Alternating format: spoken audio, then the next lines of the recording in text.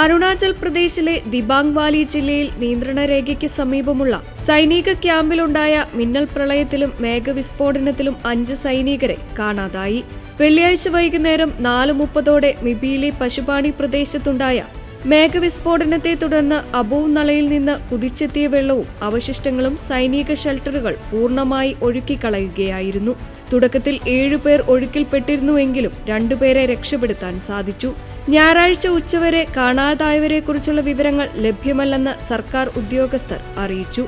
ജില്ലാ ആസ്ഥാനമായ അനിനിൽ നിന്ന് 50 കിലോമീറ്ററിലധികം അകലെയായുള്ള ഈ പ്രദേശത്ത് മോശം മൊബൈൽ കണക്ടിവിറ്റിയാണ് നിലവിലുള്ളത്.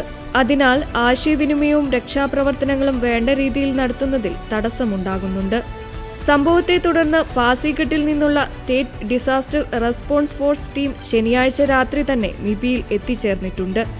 ആർമി, ITBP, ജില്ലാ ഭരണകൂടം, പോലീസ് എന്നിവരുടെ നേതൃത്വത്തിലുള്ള വിപുലമായ സംയുക്ത തിരച്ചിൽ രക്ഷാപ്രവർത്തനങ്ങൾ ഊർജിതമായി പുരോഗമിക്കുകയാണ്. അതേസമയം മേഘവിസ്ഫോടനത്തെ തുടർന്ന് പ്രദേശത്ത് കൂടുതൽ മിന്നൽ പ്രളയങ്ങൾക്കും ജലനിരപ്പ് പെട്ടെന്നുയരാനും മണ്ണിടിച്ചിലിനും പാറകൾ അടർന്നു വീഴാനും സാധ്യതയുണ്ടെന്ന് ജില്ലാ ഭരണകൂടം മുന്നറിയിപ്പ് നൽകി. ജനങ്ങളുടെ സുരക്ഷ മുൻനിർത്തി വിനോദസഞ്ചാരികളും സന്ദർശകരും അധികൃതരും ദുരന്തബാധിത പ്രദേശത്തേക്ക് പ്രവേശിക്കുന്നത് കർശനമായി നിരോധിച്ചുകൊണ്ട് സർക്കാർ ഉത്തരവ് പുറപ്പെടുവിച്ചു. സ്ഥിതിഗതികൾ ഭരണകൂടം അതീവ ജാഗ്രതയോടെ നിരീക്ഷിച്ചു വരികയാണ്.